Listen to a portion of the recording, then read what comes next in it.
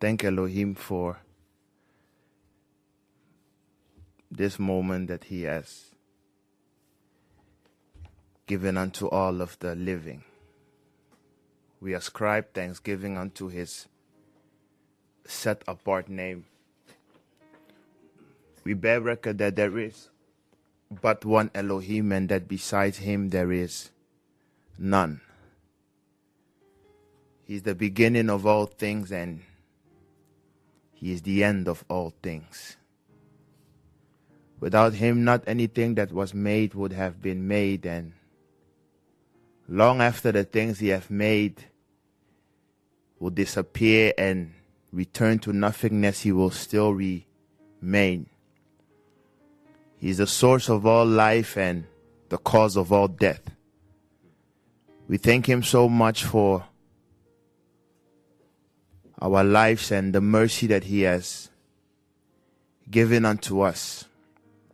We all bear record that we don't deserve nothing that he has given or done in our lives, and that he does not look upon us to do the things that please him, but out of his own will does he do the things he wants. And we are so grateful for the fact that he has allowed us to stand on this side of the border on this wonderful morning. Without any further ado, we would like to continue. I thank the brethren that went before us in their dialogues, and they were able to speak things that shocked some, and they were able to speak things that motivated others. In this world, especially women are victimized of so many things, and it is a sin and it is a shame the way that the world has been viewing women. And I know that the topic was lust and desires and Jezebel, and it is impossible to speak about all these things in less than 10 hours. But I have around 50 minutes, so I will have to jump around. As for desires, there is nothing to say. Desires are both good and they can be evil, depending on what you are desiring. A man can never grow unless he has desires. Another word for a desire is an ambition. So unless you are an ambitious person, what will be your next move? So that is not the issue. The issue is lust. Before I dive into what my sister was struggling with regarding to Jezebel and makeup and whatnot, dear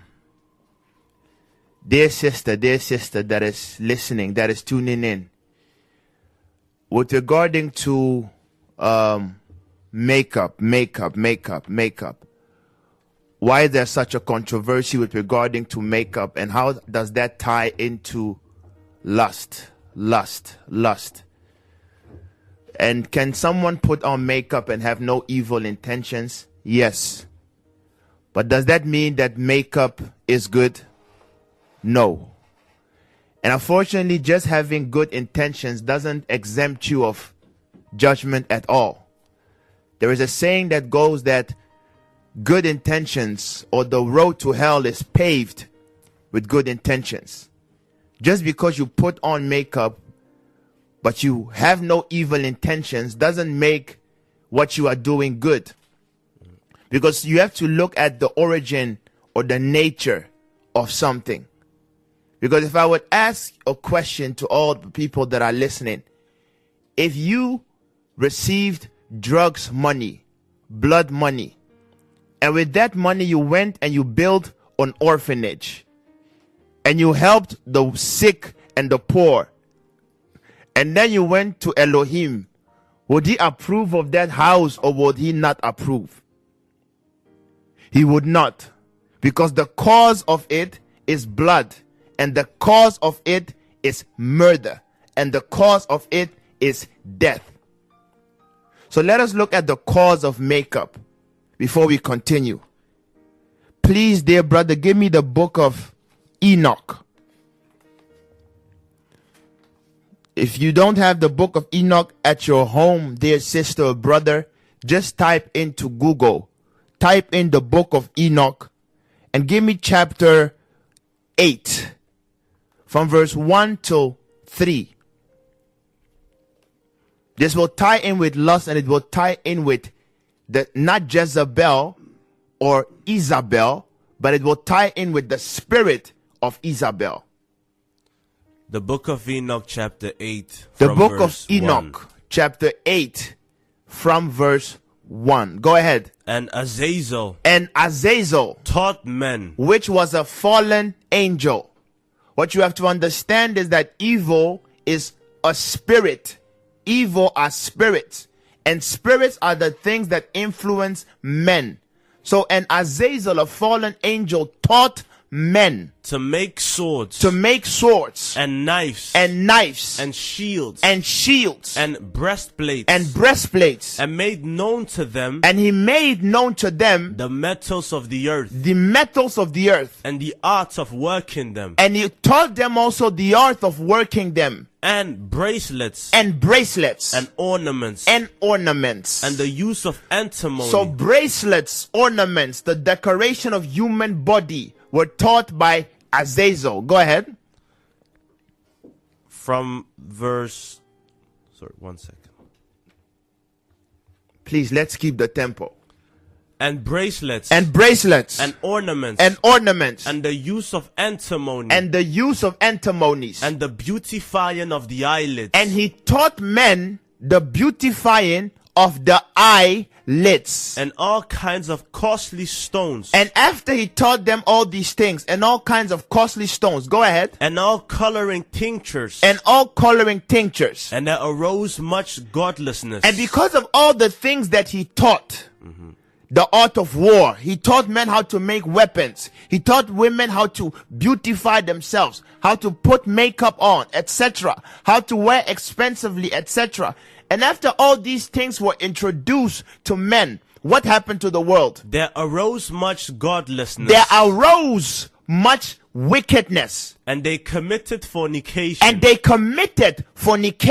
they were led astray. So the reaction to all those actions were an increase in lawlessness, godlessness, and fornication. Just look at weapons. Weapons bring about death and wars. Makeup, etc., brings about a certain spirit of lust, temptation, which as a result brings about fornication. So dear sisters, look at the origin of makeup. This is not an idea that was inspired by Elohim. This was not an idea that was inspired by the Ruach HaKodesh. When Elohim made Adam and Eve, he wanted to keep them so natural to the point where he did not even give them clothes to wear. He kept them natural as they are. And the glory and the innocency that they had was their covering. Because there was no evil intent, no evil inclination in human beings at that time. But fallen angels came and introduced evil teachings to men. And the root of all evil is the knowledge of evil. So this is the origin of makeup. An idea taught by fallen angels. And they knew that as they will teach that idea to men, men will eventually go astray. So that was one. And now two. Speaking about the spirit of Jezebel. The women that were taught all these knowledges by the fallen angels, Elohim gave them a certain sentence or judgment. Give me Enoch chapter 9. I think from verse 1 until 2. Because what you have to understand is the angels came and taught these things to men and to women. And then the women went on and began to teach these things further, to the next generation, to the next generation. But something happened to these women. Elohim gave them a certain judgment. Book of Enoch chapter 9 from verse 2. The Book of Enoch chapter 9 from verse 2. Or give me verse 1, please. From verse 1. And then Michael, Uriel, Raphael, and Gabriel looked down from heaven. They looked down from heaven, the guardian angels, and saw much blood being shed upon the earth. And they saw much blood being shed upon the earth. And all lawlessness. And all manner of lawlessness. Being wrath upon the earth. Was being wrath upon this earth. And they said one to another. And they began to say one to another. The earth. Made without inhabitants. Cries the voice of their crying. It is crying the voice of their cryings. Up to the gates of heaven. It is going up towards the gates of heaven. And now to you, the holy ones of heaven, the souls of men make their suit. Go ahead, saying, bring our cause before the Most High. And they said to the Master of ages, go ahead, Elohim, the throne of thy glory standeth unto all the generations. Go ahead. And thy name is holy and glorious and blessed unto all the ages. Go ahead. Thou hast made all things. Go ahead. And power over all things hast thou. Go ahead. And all things are naked and open in thine sight. Go ahead. And thou seest all things, and nothing can hide itself from thee. Thou seest what Azazel had done. Listen, now the angels are bringing report. They're saying, thou mighty one has seen what Azazel, the fallen angel, has done. Who had taught all unrighteousness on earth. Who has taught all unrighteousness on earth. And has revealed the eternal secrets. Which were preserved in heaven. Which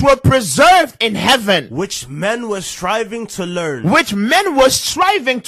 And Semyaza, to whom thou hast given authority. Another fallen angel to whom thou gave authority. To bear rule over his associates. To bear rule over the other watchers. And they have gone to the daughters of men. They have gone towards the daughters of men. Upon the earth.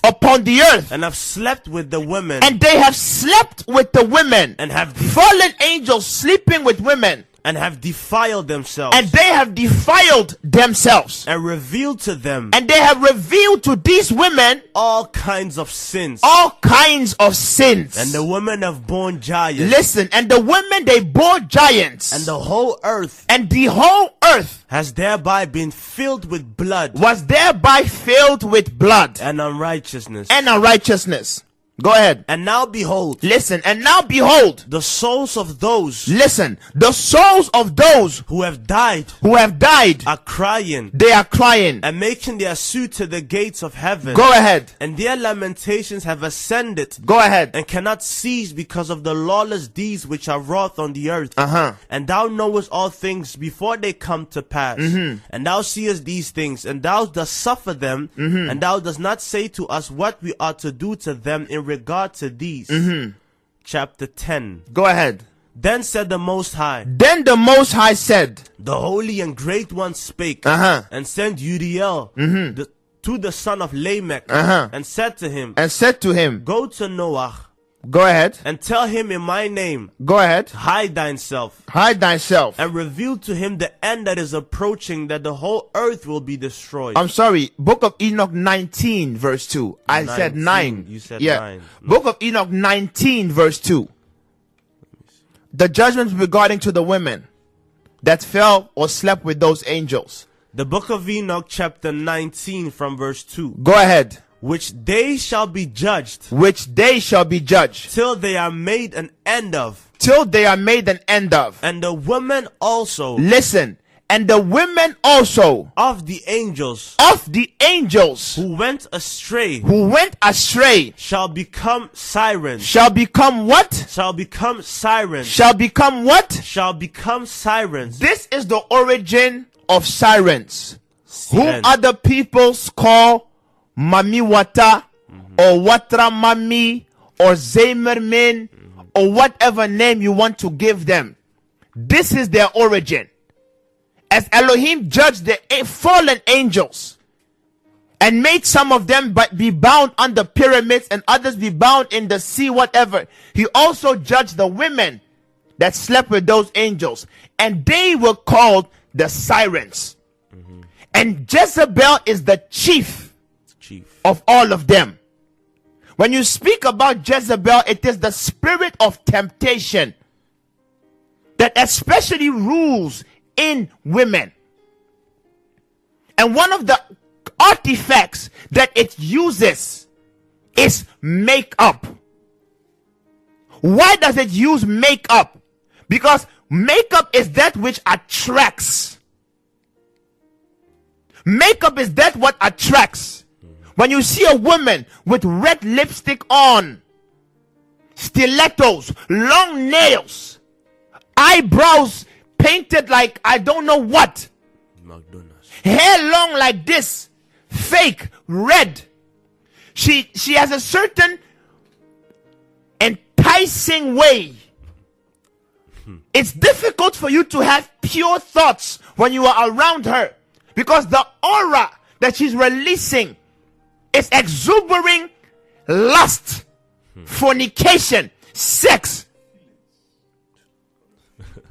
So just begin to think, sister. Just begin to think. Just begin to think. When you are doing these things, you are putting on a certain spirit. The Bible says, woe unto them that put a covering, but it is not of my spirit. You are putting a covering of the ancient sirens. So the spirit of Jezebel, it is ruling and it is raging. It is ruling and it is raging.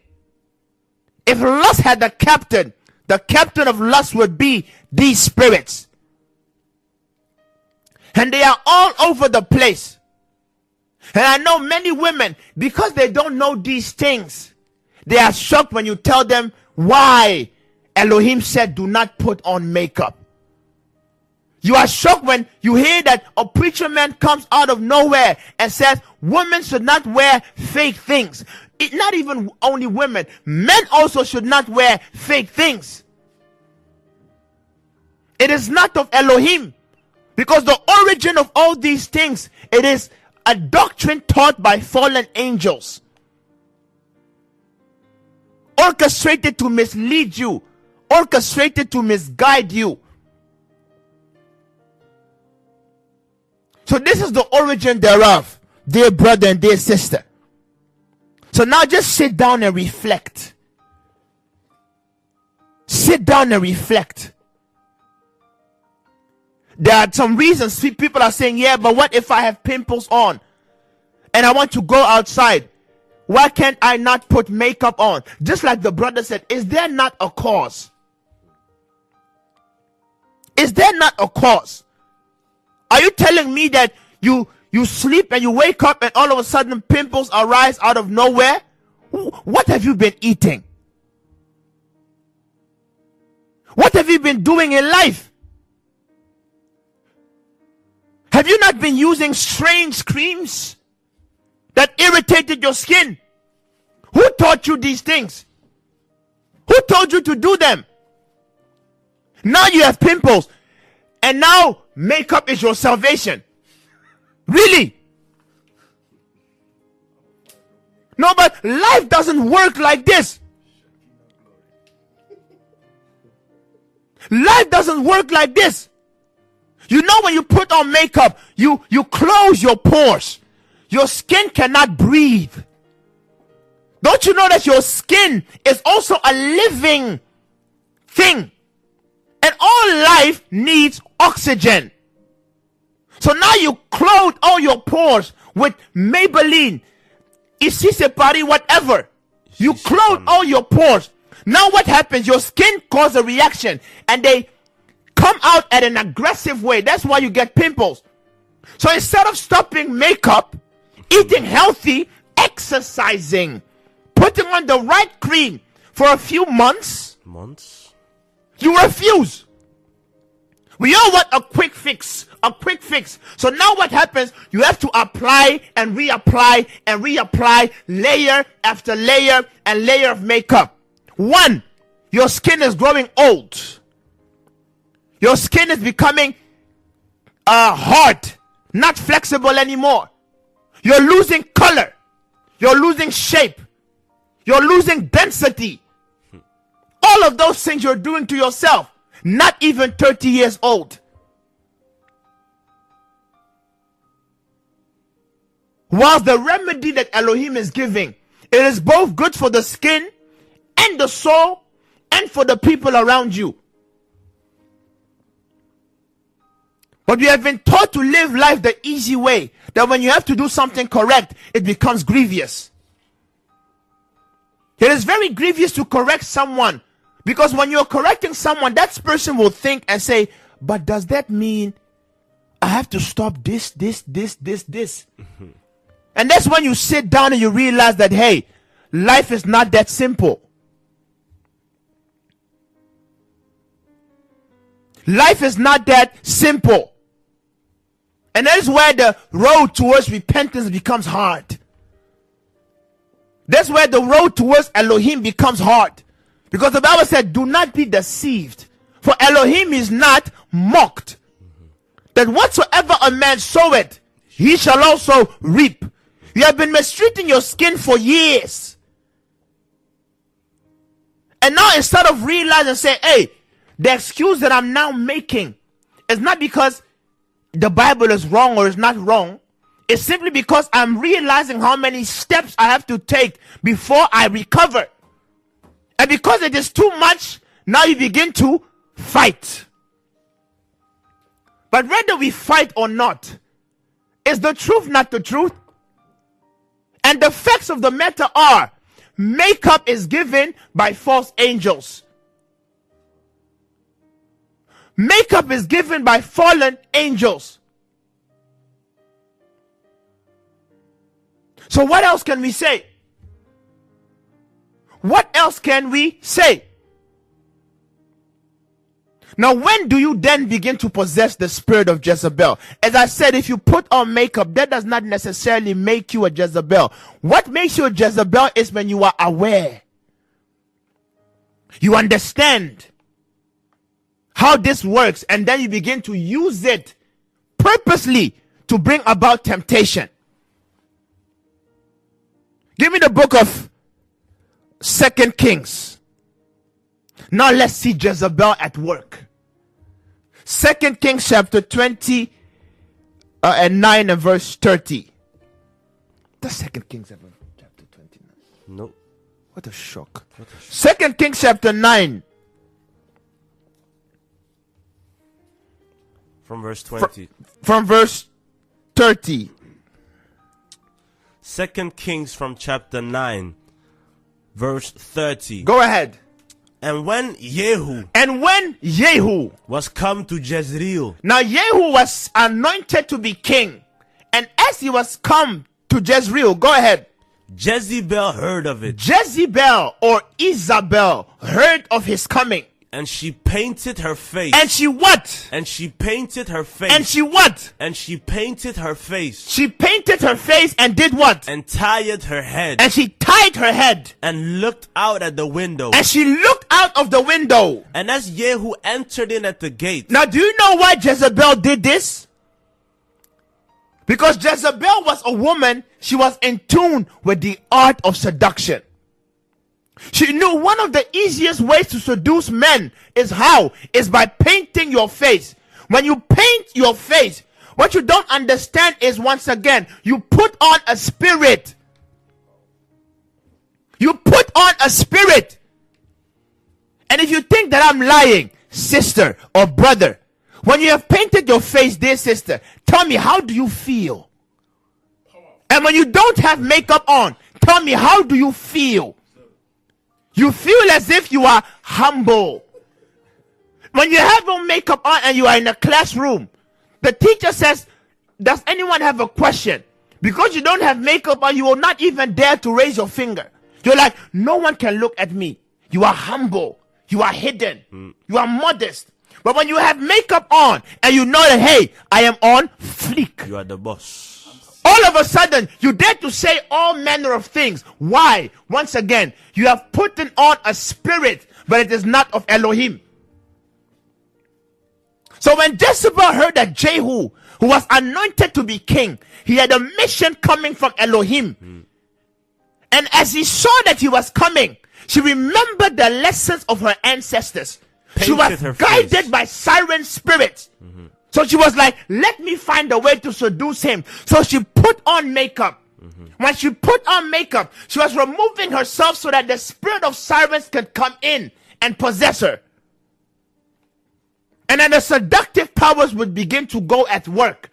So she sat at a window so that when Jehu was coming from the front porch, the first thing you do when you enter into a royal palace is you look up, and she was standing at the window showing her beauty. Showing her beauty. So that when Jehu would look, when he looks, he would desire her. He would desire her. He would lust after her. But luckily for Jehu, he was enwrapped by the Ruach HaKodesh, so that he did see, but he could not find any lusting after her. So he went on, and he eventually did what? Killed Jezebel. That is where makeup is tied to lust. Makeup entices lust. Makeup entices lust. So apart from the health reasons as the brother gave, you will look, you will find it, you will see that I think that it's in Japan. There are certain women that are prostitutes. They are called geishas. Geishas. And the way you would recognize geishas is the way they paint their faces. So that when every man would look at them, they would understand that this is a geisha. This is a geisha. So if you look at even Europe, etc., many of the things that are now common to the common women, first they were tried and they were given unto women that had this particular profession, harlots or prostitutes. So makeup has always been linked to promiscuity. It always has been linked with sexual immorality. It has always been linked with women that go about enticing men. So just sit down and think. For I know that many of us, our intentions are not evil, but the root cause of the things that we do are. And this is where you can find out whether your love for Elohim is higher or lower than your love for the things that you love. And this is where another aspect of Jezebel comes in. Because Jezebel entices men to lust, and it also entices men to commit idolatry. Which is what? Realizing that you are wrong, but because your love for the thing you are doing is so deep, you forget Elohim and you choose to continue with whatsoever you are doing. So even though many of the women are not Jezebels themselves, they are under the control of the spirit of Jezebel. And that is a difference. So we are not accusing you, dear sister, or whosoever is listening, of being a Jezebel, for we know your intentions are not evil. But just sit down and reflect and say, maybe I am under the control of the spirit of Jezebel. And that is why our teaching here is about this topic. Because acknowledgement is the key. Acknowledgement is the key to be saved. First, you must acknowledge that, hey, something is going on. There is an issue here. There is an issue here. And the issue is that this spirit of Jezebel is controlling almost every church. It's controlling almost every woman. It's controlling almost every man. Because now we men, we have no peace anymore. We look to the left, we look to the right, and the spirit of lust is active. Because the original weakness of a man is what? Is a woman. The original weakness of a man is a woman. And because a woman is of a weaker nature spiritually, that is why the enemy has allowed the spirit of Jezebel to be predominantly active in women. So that when they use our women, they can now get to the men. And that is what is happening. And that is why lust is prevailing.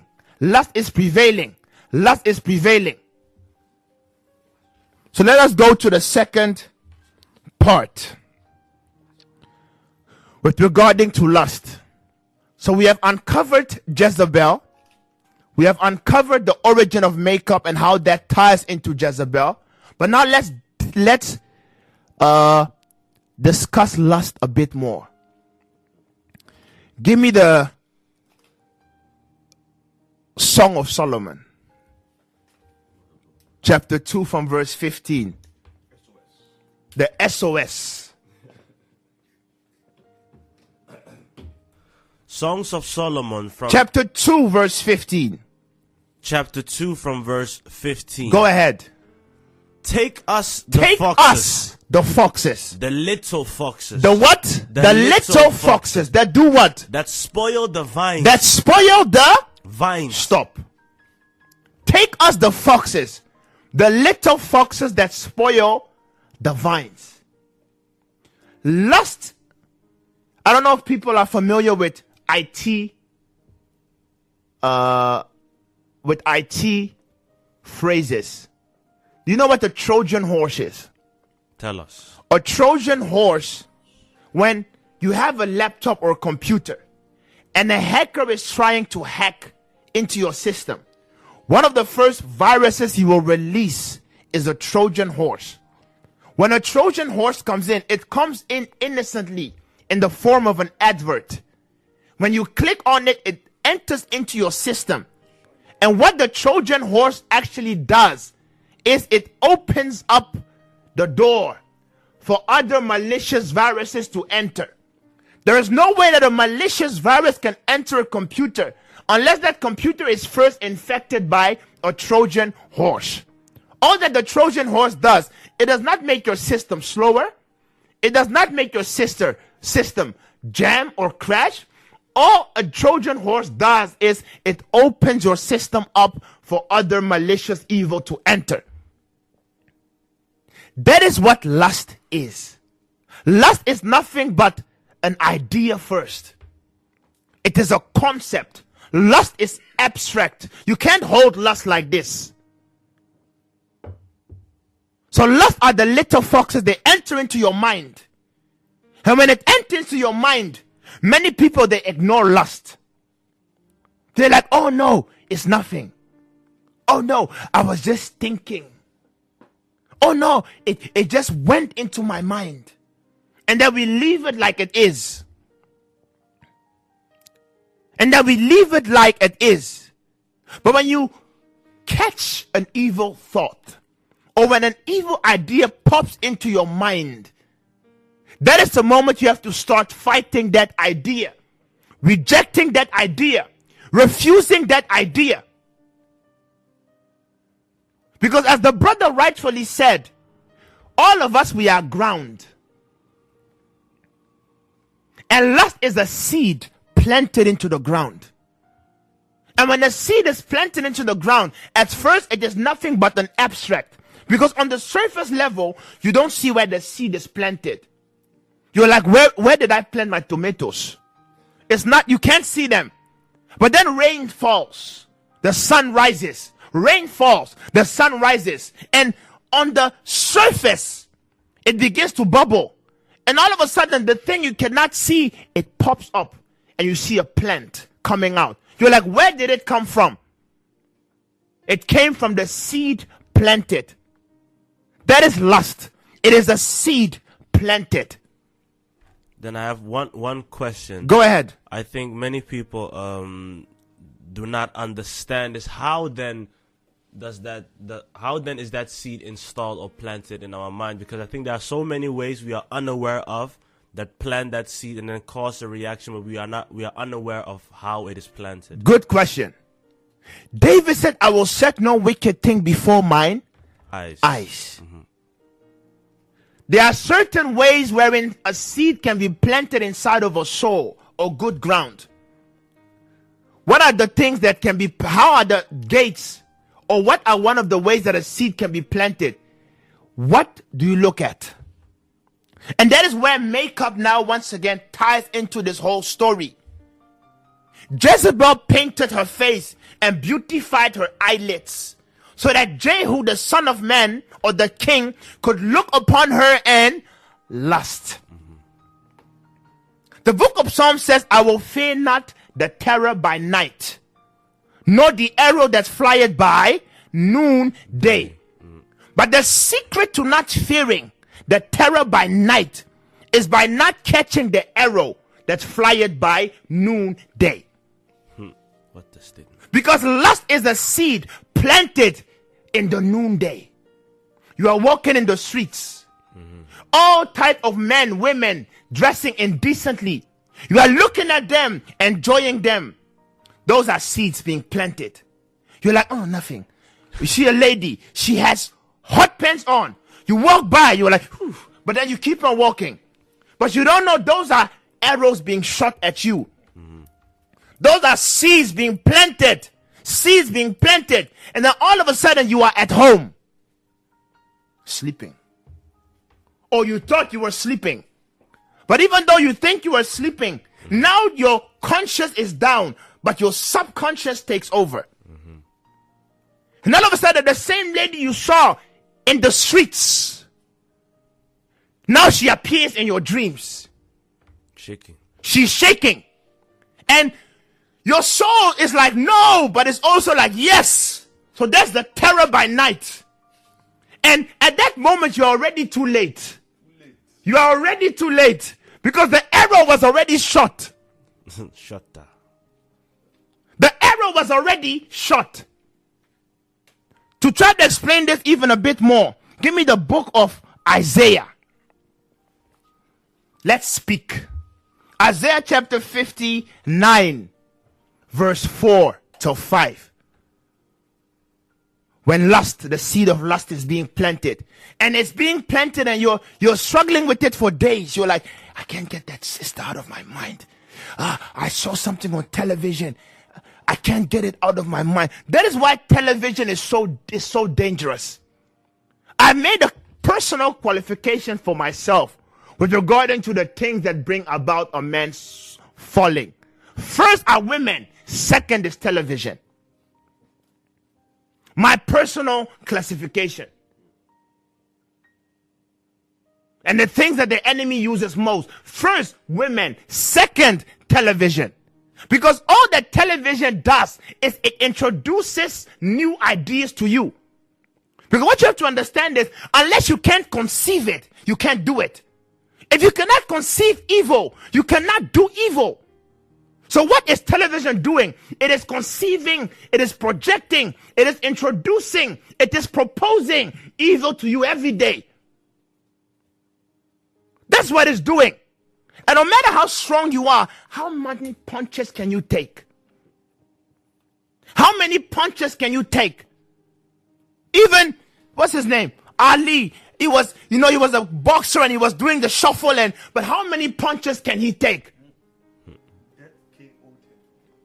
How many punches can you take?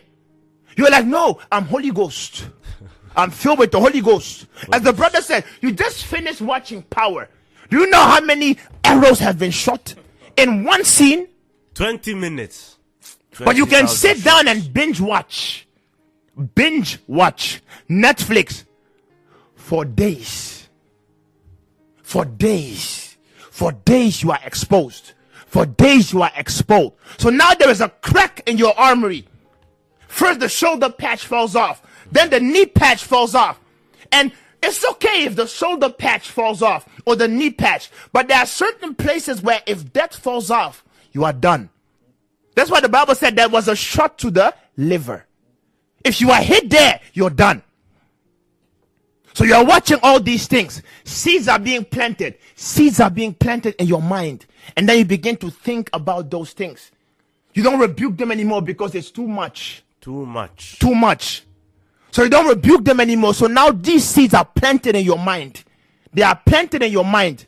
Isaiah 59 from verse 4. From verse 4. None calleth for justice. None. Because at the moment when these things are being planted, first you refuse them. You refuse them. But because you don't take yourself away from that point of being tempted or being planted, you stay there. You stay there. You stay there. So the Bible said none calleth for justice anymore. Go ahead. Nor any pleaded for truth. Nor is there any that is pleading for truth. They trust in vanity. But they trust in vanity. Oh, I have willpower. I have willpower. Holy Ghost power. I have Holy Ghost power. Oh, I'm okay. I'm okay. No, it's just television, man. No, those are just, it's nothing, man. So you believe in vanity. Go ahead. And speak lies. And you speak lies. They conceive mischief. And then you begin to conceive, because after you believe vanity and speak lies, all of a sudden in your mind now, you don't reject those ideas anymore, but you accept them. You're like, hey, yeah, man. You entertain them. Hey, the sister is struck, man. Hey, the brother is, yeah, man. So you begin to accept those thoughts. And bring forth iniquity. And after you accept those thoughts, then you bring forth iniquity. Go ahead. They hatch the cockatrice eggs. Listen, you are hatching the egg of a cockatrice. And weave the spider's web. And you are weaving the spider's web, because that's what happens when seed is in your mind. You keep it in your mind. When lust is in your mind, you are hatching an egg. You are hatching an egg. You are hatching an egg. And as the egg is hatching and hatching, at the same time, there is a spider that is weaving a web around you. So you become immobilized. Have you ever had those thoughts where evil or lust has become so strong that you can't move? You can't move. You can't move. You are, how do I say? You are paralyzed. Certain people, lust has become so strong that just the mention of it, they can't move. Just the smell of it, and they are paralyzed. So the Bible said, and a spider is weaving a web. So you become immobilized. Immobilized in your own lusts. Go ahead. He that eateth of their eggs, and he who will eat of those eggs, dies. Will what? Dies. Will what? Dies. So you are weaved in the spider's web until eventually you succumb. And that which is crushed, until eventually you succumb to that idea and you eat of the fruit as Eve ate. You eat of the fruit and then eventually you die. That's why the Bible says lust, when it is conceived, bringeth forth what? Iniquity. It bringeth forth sin. And sin bringeth forth what? It bringeth forth death. That is how it works. That is how it works. So you are walking in the street, arrows are being shot. You take them on. When you go to sleep, the terror by night comes and you are done. So what do you do then? You have to avoid them during the day.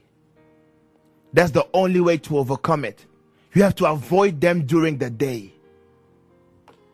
Avoid lust during the day. How do you avoid it during the day? It's simple. Certain places you don't go. Certain people you don't meet. Certain things you don't do. Certain series you don't watch. Certain music you don't listen. Certain ideas you don't entertain. That's how it works. Simple life. That's how it works. That is how it works. I don't know if there are any questions. No.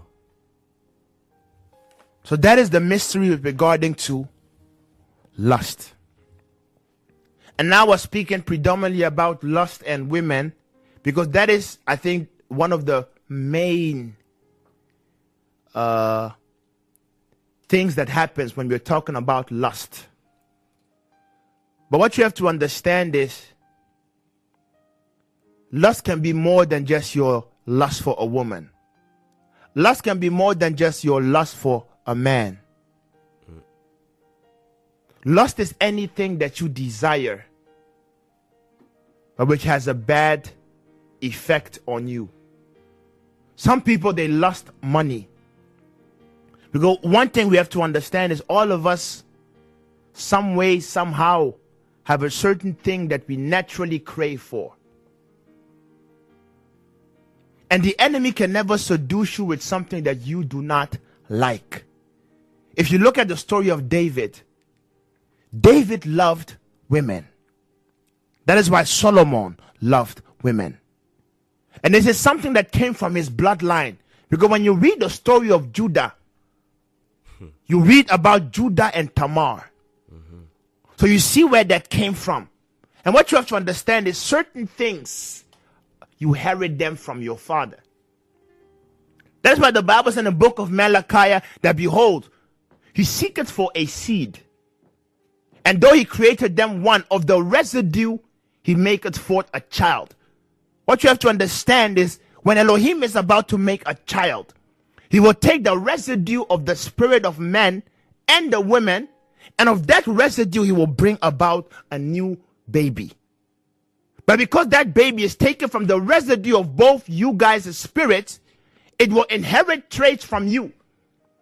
That's why you see a child will inherit the traits of the father and of the mother. It will not only be natural traits. Oh, you have your mother's nose. Oh, you have your father's eyes.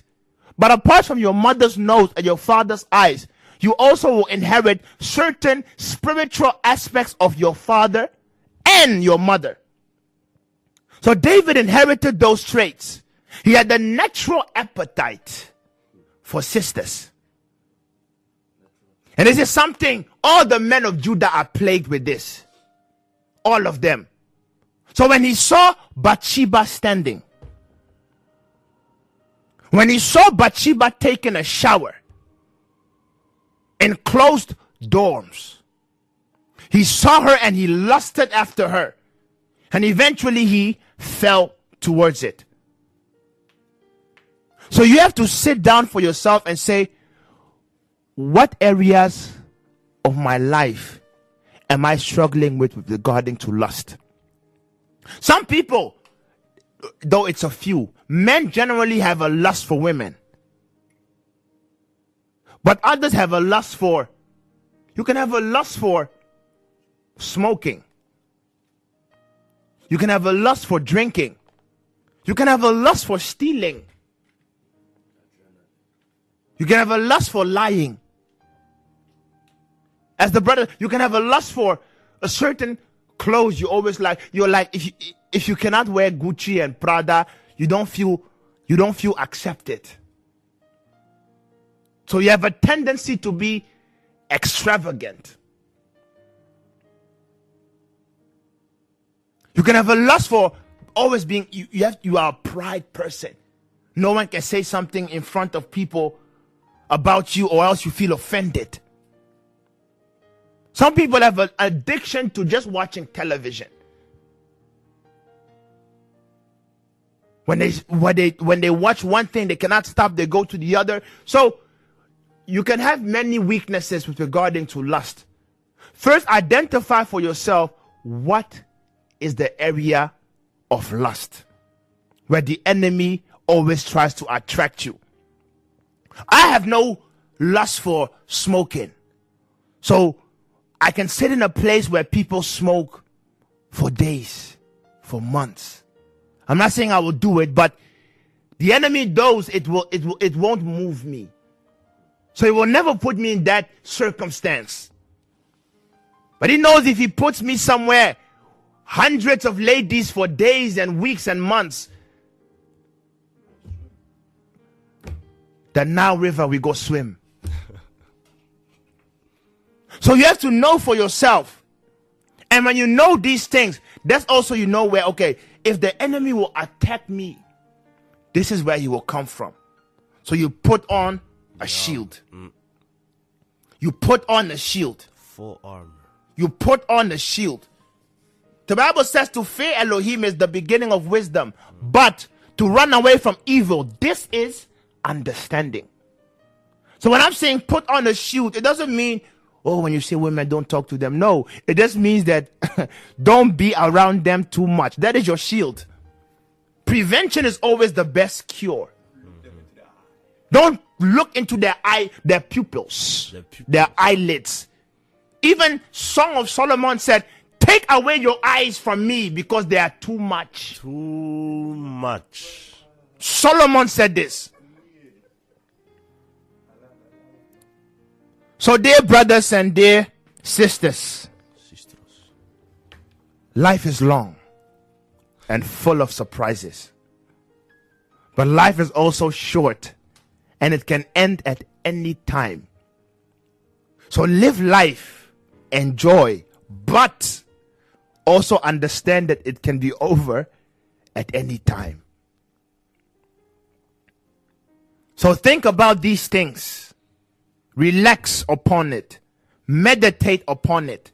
Reflect upon it. And try to do your best. So may Elohim remember us all. Shabbat Shalom.